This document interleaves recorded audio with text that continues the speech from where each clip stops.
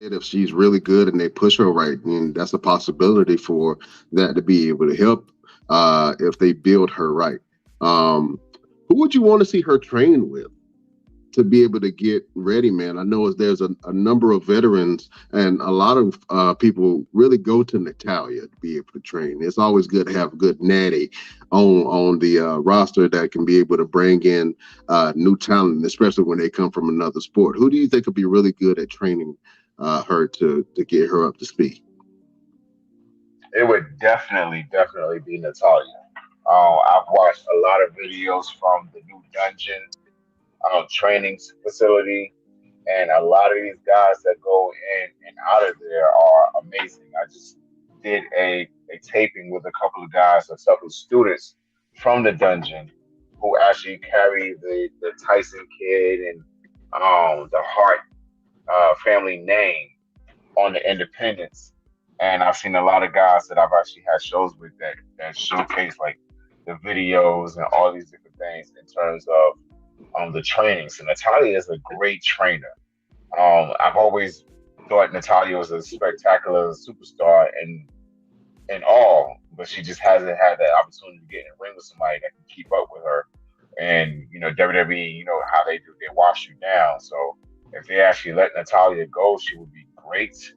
Because I've seen her in training. So I think if this woman goes and train with Natalia, she would be amazing. Yeah, man. I think that they really might have some gold on their hands, man, if they treat it the way they're supposed to treat it. Like I said, if they treat her like Ronda Rousey was supposed to be treated, as far as making her a dominant figure, and if she's really good in wrestling and has some really good people who can lead, I think that she might have a prominent career in the WWE. I'm still waiting for Gable Stevenson to come out and do something. He been signed for how long? It seemed like 2 years almost. And he hasn't come out or tried to wrestle. I know his brother is in NXT. He was with Diamond Mine for a little bit, and then he started feuding with the guys in Diamond Mine. But I'm ready to see Gable Stevenson do something, man, and I want to see how they treat that, because I love when real wrestlers come into the WWE and they're able to wrestle and entertain at the same time. So if she can come in and do that, I think that she will be a star on the brand. Fellas, let's go ahead and get into it, man. We had the draft on Friday Night SmackDown and on Monday Night Raw. First of all, I want to get your thoughts on the overall before we get into who went where and all that stuff.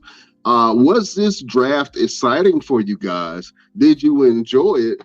And what were some of the highlight moments that you remember from Friday Night SmackDown and Monday Night Raw? Let me go to LP. I'm not gonna really say it was exciting. I guess call me that old school person. I miss the way they used to make it like a real draft, having two general managers and fighting over people. That energy made it better. To me, the way they did it, they just could have did that online. Kind of on the second draft, like they drafted your boy for NXT. Y'all been waiting for. He didn't even make the main show. So, Braun Breaker. yeah. So I Yeah. mean, that's been big, and they kind of just shitted on him a little bit. So yeah, I think it's not the same not having general managers. Emery coming out and reading it like that, and it's just me. It was some cool trades, and it's gonna be interesting to see what's gonna go down with these trades. But all in all itself, I didn't think it was.